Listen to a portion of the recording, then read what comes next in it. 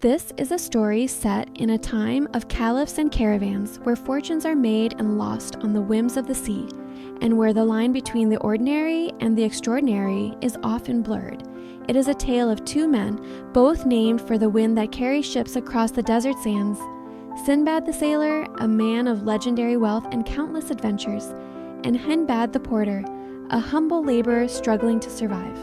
Their chance encounter opens a doorway into a world of fantastical voyages, monstrous creatures, and incredible escapes. Prepare to be transported to distant lands, to sail the treacherous seas, and to discover that true riches are often earned through hardship, courage, and an unwavering faith in destiny. Join us as the great voyager himself recounts his 7 wonders, tales that will astonish and inspire. Once, in a time now woven into legend, during the glorious reign of the Caliph Harun al-Rashid, the city of Baghdad was a sprawling jewel of the East. Its markets overflowed with silks and spices, its scholars debated the mysteries of the universe, and its winding streets hummed with the energy of 1,000 lives. Yet, amidst this golden age, life was not a feast for all. In the bustling heart of this metropolis lived a man named Hindbad. He was a porter, a man whose livelihood depended on the strength of his back and the endurance of his legs. His days were long, measured in the weight of others' burdens, carried from the tigress docks to the merchants' stalls, from the sprawling bazaars to the opulent homes of the wealthy.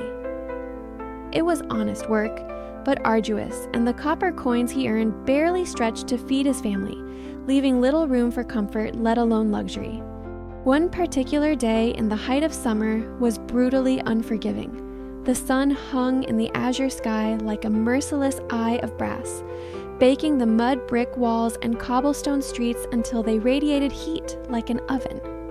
The air was thick and still, heavy with the smells of dust, donkey sweat, and roasting meats, a combination that felt suffocating.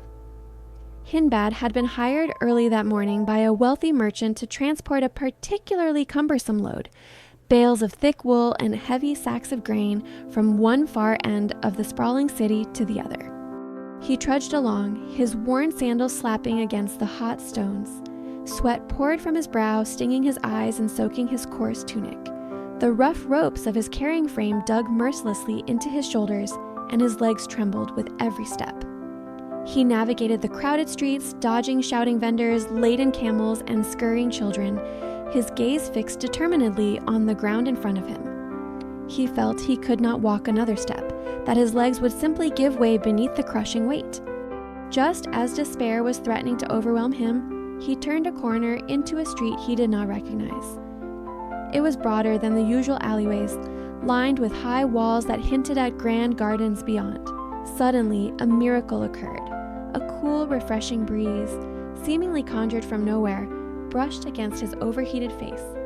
It was a balm, a gentle caress that instantly eased the burning in his lungs. He lifted his head, blinking away the sweat, and looked around in wonder. The air here was different, delightfully perfumed. He breathed in deeply, detecting the sweet, intoxicating scent of fresh Damascus roses, the rich, earthy aroma of burning aloe wood, and the subtle, spicy tang of expensive pastilles. Looking down, he realized the pavement beneath his feet was damp and clean, having been recently sprinkled with rosewater to settle the dust and cool the air. "Praise be!" Hindbad gasped, his voice raspy with thirst. "A respite!" He stumbled towards the nearest wall, which belonged to a mansion of breathtaking grandeur. Its high walls were constructed from pale, sun-baked bricks, adorned with intricate geometric patterns in blue and green tiles. A towering wooden gate, carved with elaborate scenes of ships and mythical creatures, stood firmly shut, yet the sounds issuing from within painted a picture of paradise. He heard the enchanting melodies of a concert, the plucking of lutes, the rhythmic beat of drums, the airy notes of flutes, all weaving together in a harmonious tapestry. Accompanying the music was the sweet, trilling song of nightingales, their voices clear and joyful, suggesting an aviary of considerable size. And then there was the smell. Oh, the smell! It wafted over the wall, a tantalizing blend of roasted lamb seasoned with savory herbs, saffron-infused rice, sweet pastries dripping with honey, and freshly baked bread. A feast fit for the Caliph himself.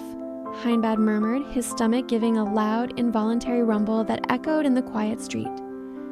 Unable to resist the allure of this oasis, he carefully lowered his immense burden to the ground, groaning with relief as the weight was lifted from his aching shoulders.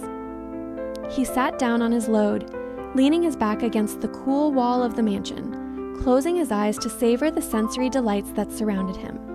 He had rarely, if ever, ventured into this affluent quarter of Baghdad. His work usually kept him in the bustling, noisy, and often pungent commercial districts. The sheer opulence of this mansion, the obvious wealth required to maintain such a household with its constant music, perfumes, and feasting, sparked a deep curiosity within him. Who could possibly live in such splendor? Seeing several servants standing near the grand gate, dressed in magnificent liveries of silk and brocade that were finer than anything Hindbad had ever owned in his entire life, he decided to satisfy his curiosity. He approached the nearest servant, a tall man with a neatly trimmed beard and an air of quiet authority. "Excuse me, noble sir," Hindbad said, his voice respectful but tinged with awe. "Might a humble porter ask whose magnificent home this is? It seems a palace of wonders." The servant looked at him with a mixture of surprise and slight amusement. "Do you truly live in the city of Baghdad and not know this house?" he replied, his tone not unkind. "You stand before the residence of Sinbad the sailor, the famed voyager whose name is known in every port from Basra to the farthest reaches of the Indies. He has sailed around the world, faced unimaginable dangers, and returned with riches beyond counting." Hindbad's jaw dropped. Sinbad the sailor! The name was legendary, whispered in taverns and market stalls, a symbol of incredible luck, unimaginable wealth, and daring adventure. To think he was sitting outside the very home of this living legend filled him with a complex mix of emotions. He felt a surge of awe, yes, but also a sharp pang of sadness and envy. He looked up at the brilliantly blue sky, a sense of injustice welling up within him. In a voice louder than he intended, filled with the accumulated weariness of years of hardship, he cried out, "O almighty creator of all things, consider the vast difference between Sinbad's life and mine. We are both men living under the same sky in the same city. Yet look at the disparity. I am exposed every day to crushing fatigues and constant calamities. I break my back carrying burdens meant for beasts sweating under the unforgiving sun, barely earning enough to buy coarse barley bread for myself and my family. My life is a ceaseless struggle for survival. While happy Sinbad, this favored son of fortune, expends immense riches without a thought. He leads a life of endless pleasure, surrounded by music, beauty, and feasts, free from the anxieties that plague my every waking hour. What has he done, O Lord, to obtain a lot so agreeable, so blessed? And what have I done, what sin have I committed to deserve one so wretched, so filled with toil and hardship?" His words echoed slightly in the quiet street, a raw expression of a poor man's frustration. He slumped back onto his load, burying his face in his rough, calloused hands, indulging in a moment of bitter melancholy. Just as he was lost in these dark thoughts, the small wicket gate within the grand entrance opened, and a servant, a different one from before, dressed in even finer raiment, stepped out. He walked straight towards the unsuspecting porter. Hindbad looked up, startled, fearing he was about to be scolded for loitering or making noise, but the servant's expression was not angry. He gently took Hindbad by the arm, his touch firm but respectful. "Come with me, my good man," the servant said in a calm, clear voice. "My master, Sinbad the sailor, has heard your words and wishes to speak with you." Hindbad's heart leaped into his throat. Sinbad wanted to see him? A poor porter? Had he offended the great man with his loud complaints? Was he to be punished? Fear seized him, but he dared not disobey. Leaving his load where it was, he allowed the servant to lead him through the magnificent gate and into the mansion. He found himself in a world he had only dreamed of. They passed through courtyards adorned with sparkling fountains, lush gardens filled with exotic flowers and strutting peacocks, and corridors lined with beautiful tapestries. Finally, they entered a great hall, so vast and resplendent that Hindbad gasped aloud. The floor was paved with polished marble in intricate patterns, and the high ceiling was painted with stars and celestial scenes. In the center of the hall, a long table groaned under the weight of a feast that surpassed Hindbad's wildest imaginings. There were silver platters piled high with roasted meats, lamb, chicken, and game birds, garnished with saffron and jewels of pomegranate seeds. There were bowls of fragrant rice, stews simmering in rich sauces, fresh fruits of every kind, and pastries glistening with honey and nuts. Around the table sat a company of well-dressed people, grave merchants in rich robes, scholars with thoughtful faces, and officers in shining armor, all enjoying the repast. At the upper end of the table, in a chair that resembled a throne, sat a venerable gentleman.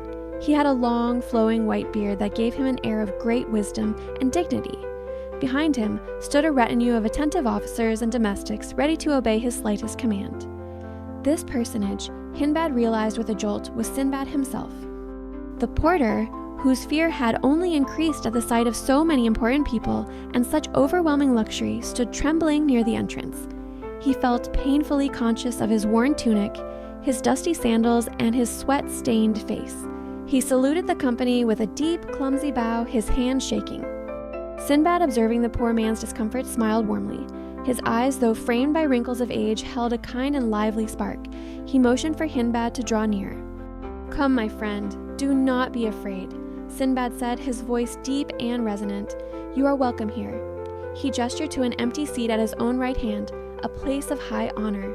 Hindbad, scarcely believing his luck, hesitantly approached and sat down, perched on the edge of the chair as if ready to bolt at any moment. Sinbad himself, ignoring his attendants, reached for a silver goblet. He filled it to the brim with excellent ruby-red wine from a crystal decanter and handed it to Hindbad. "Drink," Sinbad urged gently. "It will revive you." Hindbad took the goblet with trembling hands and took a sip. The wine was exquisite, warming his blood and easing the tension in his limbs. Sinbad then personally served him the choicest cuts of meat and the most delicious dishes from the table, encouraging him to eat his fill. Hindbad, who had never tasted such food in his life, ate ravenously, his initial fear slowly replaced by gratitude and wonder. He feasted on tender lamb that melted in his mouth, savory rice spiced with cardamom and cloves, and sweet, flaky pastries that tasted like heaven. When the repast was finally over and the guests were sipping coffee and smoking perfumed tobacco from long pipes, Sinbad turned his full attention to the porter. "Now, my friend," Sinbad said, his tone kindly but direct, "I wish to know your name and your employment." "My lord," Hindbad answered, rising slightly and bowing with profound respect. "My name is Hindbad, and I am a humble porter in this city." "I am very glad to see you, Hindbad," Sinbad replied with a genuine smile, "but I am curious to hear from your own lips what it was you were saying in the street just now, outside my window." Sinbad had, in fact, been sitting near the window enjoying the cool breeze after his meal when he heard Hindbad's loud lamentation. The porter's words had struck a chord in him, prompting him to send for the man. At this request, Hindbad hung his head in deep confusion and shame. He blushed hotly, wishing the floor would open up and swallow him. "My lord," he confessed, his voice barely a whisper, I was very tired from my labor, and the heat was oppressive. In my exhaustion and distress, I was overcome by a moment of melancholy and envy. I uttered some indiscreet and foolish words, questioning the will of Allah. I beg you, most noble sir, to pardon my presumption." Sinbad laughed softly, a sound devoid of mockery. "Do not think me so unjust as to resent such a natural complaint," he resumed, his voice kind. "I am not angry with you, Hindbad. Indeed, I understand your feelings better than you might think, but I must rectify a grave error you seem to have concerning myself and my fortune." He leaned forward slightly, his expression becoming serious. "You think, no doubt, looking at this mansion, this feast, and my present ease, that I have acquired all this without labor or trouble. You imagine that I have always enjoyed the life you see me living now, but do not mistake. I did not attain this happy condition without enduring, for many long years, more trouble of body and mind than can well be imagined by one who has not experienced it." He paused, his eyes seeming to look past the present company into a distant, tumultuous past. "Yes, gentlemen," he added, addressing the whole company around the table, "I can assure you all that my troubles were so extraordinary, so numerous and terrifying, that they were calculated to discourage the most covetous and ambitious of men from undertaking such voyages as I did to acquire riches. I have faced death in 1,000 forms, endured shipwrecks, captivity, hunger, and despair. Perhaps you have heard whispers of my travels, but never a distinct account of my wonderful adventures. Since I have this opportunity, and to instruct my new friend Hindbad here, I will give you a faithful and detailed account of them. I do not doubt, but it will be acceptable and perhaps even instructive." The guests murmured their assent, eager to hear the famous tales from the lips of the voyager himself. Sinbad settled back in his chair, took a sip of water, and began his extraordinary narrative. The First Voyage, the Island That Was Not. "Know then, my friends," Sinbad began, "that I was not always the wealthy merchant you see before you. My father was a merchant of considerable repute and wealth in this very city. When he passed away, peace be upon him, he left me a considerable property, gold, merchandise, and lands. I was young, inexperienced, and foolish. I thought this wealth was inexhaustible. I squandered the greater part of it in my youth on dissipation and riotous living. I surrounded myself with false friends, threw lavish parties, bought the finest clothes, and indulged every whim. But the bottom of the purse is reached sooner than one thinks when one only takes out and never puts in. I perceived my error when it was nearly too late. I reflected with a bitter taste in my mouth that riches were perishable, quickly consumed by such ill managers as myself. I further considered with a growing sense of shame that by my irregular and idle way of living, I was wretchedly misspending my time, which is of all things in this world the most valuable and irrecoverable. Struck by these sobering reflections, I resolved to change my ways. I collected the meager remains of my fortune, sold all my effects, my fine clothes, my horses, my furniture, by public auction. With the capital I thus raised, I decided to follow in my father's footsteps and become a merchant, but one who would trade by sea, seeking fortune in distant lands. I entered into a contract with some experienced merchants who traded to the east. I took the advice of those I thought most capable, purchased goods suitable for the foreign markets, bales of fine Baghdad carpets, ornate glassware, and expertly crafted leather goods, and resolving to improve what money I had, I embarked with several other merchants on board a good sturdy ship, which we had jointly fitted out at the port of Basra. We set sail with a fair wind, steering our course out of the Persian Gulf, which is formed, as you know, by the coasts of Arabia Felix on the right and those of Persia on the left. At first, I was utterly miserable. The constant rolling and pitching of the ship, the smell of the bilge water, and the endless expanse of the sea made me terribly seasick. I regretted my decision and longed for the solid ground of Baghdad, but after a few days, I speedily recovered my health, found my sea legs, and was not afterward subject to that complaint. Our voyage was long and prosperous. We touched at several islands and ports where we sold or exchanged our goods with the local inhabitants, always making a good profit. I was learning the trade, enjoying the new sights, and beginning to feel the thrill of adventure. One day, whilst under sail in the open sea, the wind suddenly died down. We were becalmed near a small island that appeared on the horizon. It was little elevated above the level of the water, resembling a beautiful flat green meadow floating on the azure sea. It looked so inviting, so peaceful and verdant that the captain, seeing our eagerness, ordered the sails to be furled and permitted such persons as were so inclined to land and refresh themselves. I was among the number who eagerly climbed down into the ship's sloop and rowed ashore. We landed on the grassy bank with shouts of joy. It was a delightful spot. The ground was soft and covered with lush grass and small, vibrant wildflowers. We ran about like children, stretching our legs after weeks on the cramped ship. Some of us brought provisions and wine from the ship, and we sat down to enjoy a picnic on the green turf. Others busied themselves with lighting fires to cook some fresh fish we had caught, while some simply lay back, basking in the warm sun and recovering from the fatigue of the sea. I was enjoying the meal, laughing with my companions, when suddenly the island trembled beneath us. At first, it was a slight vibration which we dismissed, but then it shook again, violently, terribly throwing us off balance. The cooking pots overturned, dousing the fires and sending up clouds of hissing steam. A cry of alarm came from the ship.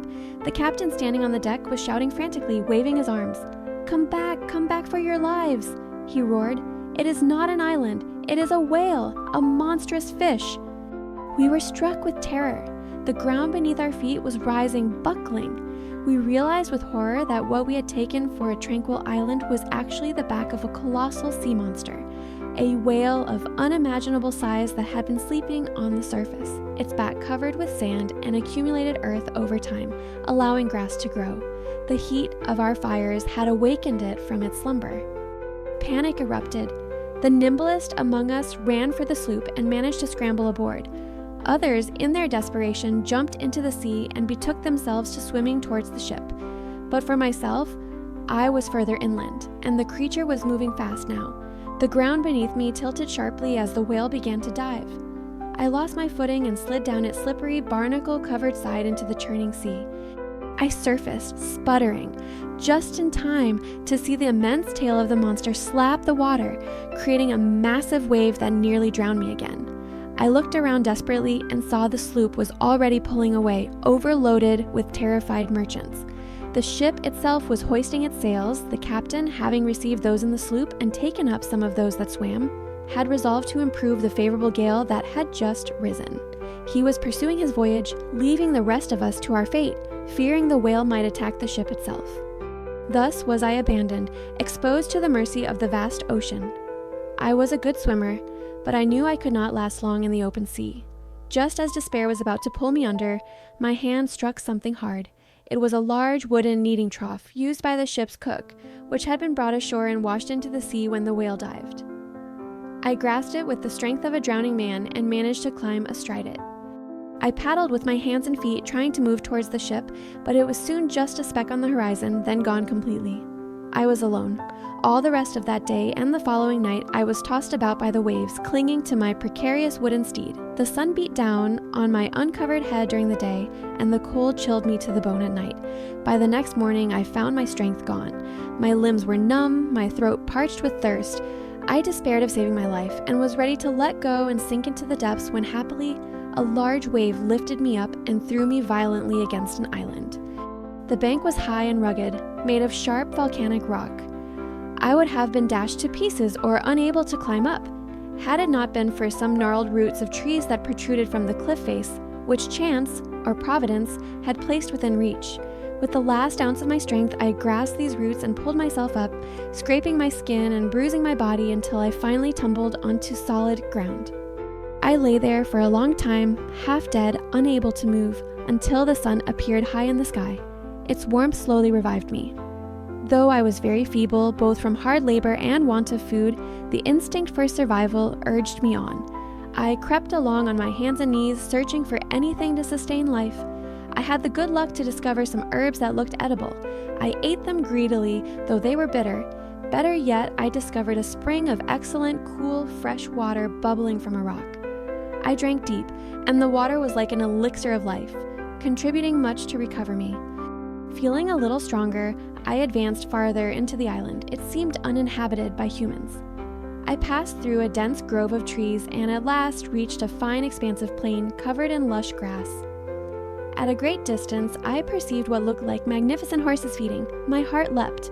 Where there were horses, there might be people. I walked towards them as fast as my weak legs would carry me. As I approached, a man suddenly emerged from under the ground, or so it seemed to my startled eyes. He was dressed in rough clothes and carried a long staff. He shouted at me, asking who I was and where I had come from. I stopped, glad to hear a human voice. I related to him my sad adventure, the whale, the abandonment, the long night at sea. He listened with a look of amazement. When I had finished, he took me by the hand, his grip firm and reassuring. "Come with me," he said. "You need food and rest." He led me into a large, hidden cave dug into the side of a hill. Inside, to my surprise, were several other men sitting around a fire. They were no less amazed to see me than I was to see them. They looked at me as if I were a ghost risen from the sea. They were kind men. They immediately offered me some of their provisions, dried meat, flatbread, and dates, which I partook of with immense gratitude, eating like a starving wolf. When I was satisfied, I asked them who they were and what they did in such a desert place. They answered that they were grooms belonging to the Maharaja, the sovereign king of this island. "Every year, at the same season," one of them explained, "we bring the king's finest horses here for pasturage. The grass in this plain is particularly rich and beneficial for them. We stay here for a month and then we return." He paused and looked at me gravely. "You are a very fortunate man, stranger. We are to return home on the morrow. Had you been one day later, you must have perished here alone. The inhabited part of the island is at a great distance across difficult terrain, and it would have been impossible for you to have found your way thither without a guide. I shivered at the thought of my narrow escape and silently thanked Allah for His mercy. Next morning, true to their word, they prepared to leave. They allowed me to ride one of the horses and took me with them on their journey back to the capital of the island. It was a long ride, but I was so grateful to be rescued that I barely felt the fatigue. When we arrived, the grooms presented me to the Maharaja. The city was bustling and prosperous, and the king's palace was magnificent. The Maharaja himself was a man of noble bearing and kind countenance. He sat on a golden throne, surrounded by his ministers. He asked me who I was, and by what adventure I had come into his dominions. I prostrated myself before him and then related my story in full detail, omitting nothing. When I had finished, the king expressed deep concern for my misfortune. "It is a wondrous and sad tale," he said, "but you are safe now in my kingdom." At the same time, he ordered his officers to see that I was provided with everything I needed: comfortable lodgings, fine clothes to replace my rags, and food from the royal kitchens. His commands were executed with great generosity, and I found myself treated as an honored guest rather than a castaway. Being a merchant by profession, I naturally frequented the city's markets and sought out men of my own calling. I particularly inquired for those who were strangers, hoping that, perchance, I might hear news from Baghdad or find an opportunity to return home. I spent many hours in the caravanserais talking with traders from distant lands. They put 1,000 questions respecting my country, its caliph, its commerce, and its wonders. I, in turn, being willing to inform myself as to their laws, customs, and the products of their lands, asked them concerning everything which I thought worth knowing. I learned many interesting things about this kingdom. There belongs to this king an island named Castle. The merchants assured me that every night a mysterious noise of drums and cymbals was heard emanating from there, leading the mariners to fancy that it was the residence of Dajjal, the false messiah. I determined to visit this wonderful place to see for myself. I hired a small boat and went thither. I did not hear the drums, perhaps it was not the right season, but in my way I saw wonders of the deep. I saw fishes of incredible size, some 100 and others 200 cubits long. They were truly monstrous, yet they occasion more fear than hurt, for they are so timorous that they will fly and dive deep upon the mere rattling of 2 sticks or boards together. I saw likewise other strange fish about a cubit in length that had heads resembling owls. I returned to the capital satisfied with my excursion. I continued to stay in the city, waiting for a ship that might be heading towards the Persian Gulf. One day, as I was at the port, looking at the sea as was my habit, a large ship arrived. It cast anchor and the crew began to unload her cargo. The merchants on board came ashore and ordered their goods to be carried into the custom house. I idly watched the procession of bales and crates. Suddenly, my heart stopped. As I cast my eye upon some bales that were being carried past me, I recognized the markings on them. I looked closer at the name written on them, and I could scarcely believe my eyes. I found my own name, Sinbad the merchant, written in my own hand. I perceived the bales to be the very same ones that I had embarked at Basra on my own ship. I looked excitedly for the captain. When I saw him directing the unloading, I knew him instantly.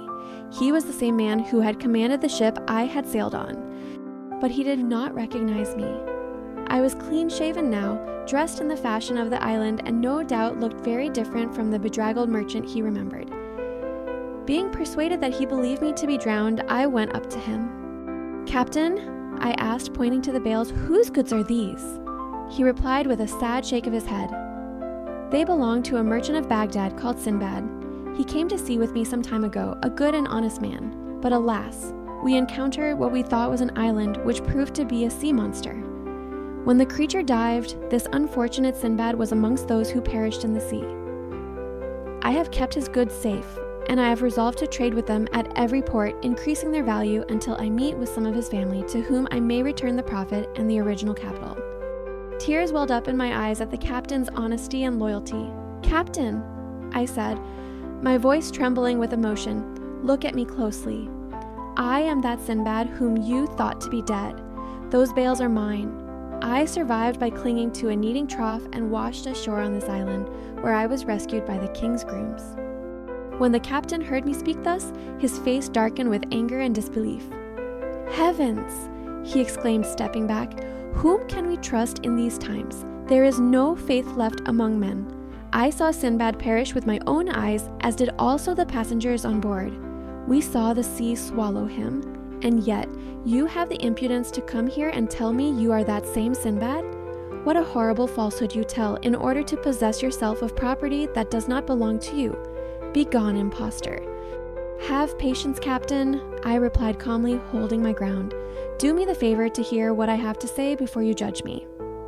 Then I told him my story in detail, how I drifted on the trough, how I landed on the island, my meeting with the grooms, and my reception by the Maharaja. I mentioned small details about our voyage together, things only someone who was there could know. The name of the ship's cook, a dispute we had over the price of saffron at our last port, the peculiar patch on the mainsail. As I spoke, the captain's angry expression softened into one of doubt, then amazement. Just then, some other merchants from the ship came up. They listened to my voice, looked at my face intently, and suddenly, cries of recognition broke out. "It is him! It is Sinbad!" cried one. "By Allah, it is a miracle!" They crowded around me, embracing me with tears of joy in their eyes, expressing much happiness at seeing me alive. The captain, finally convinced, was overcome with emotion. He threw his arms around me. "Heaven be praised!" he cried. "Heaven be praised for your happy escape. Forgive my doubts, my friend. I cannot express the joy it affords me to see you again. There are your goods, intact, everyone. Take them and do with them as you please." I thanked him warmly, acknowledging his extraordinary probity and faithfulness. To show my gratitude, I opened one of my bales and offered him some of my most valuable goods as a present. But he generously refused to take anything, saying his reward was seeing me alive.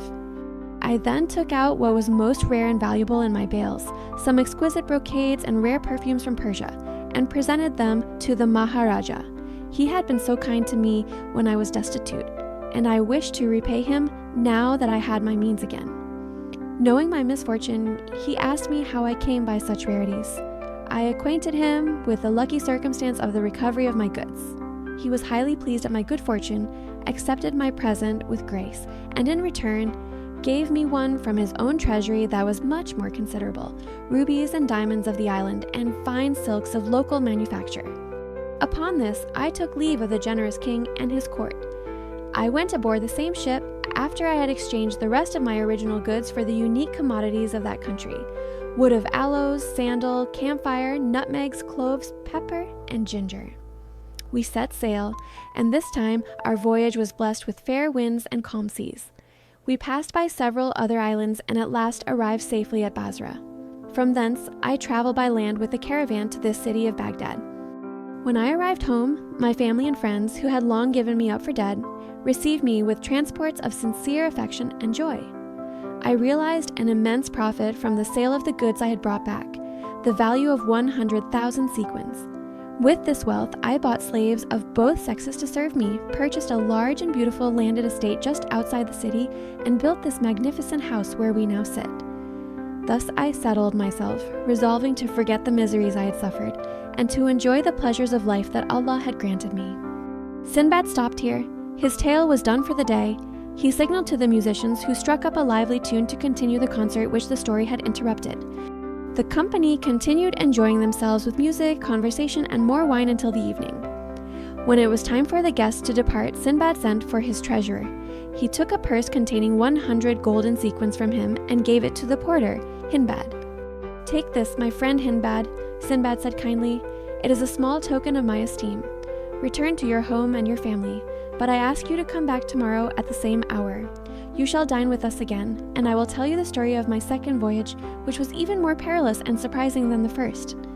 The porter was astonished at the honor done to him and the magnificent present he had received, more money than he could earn in a year of hard labor.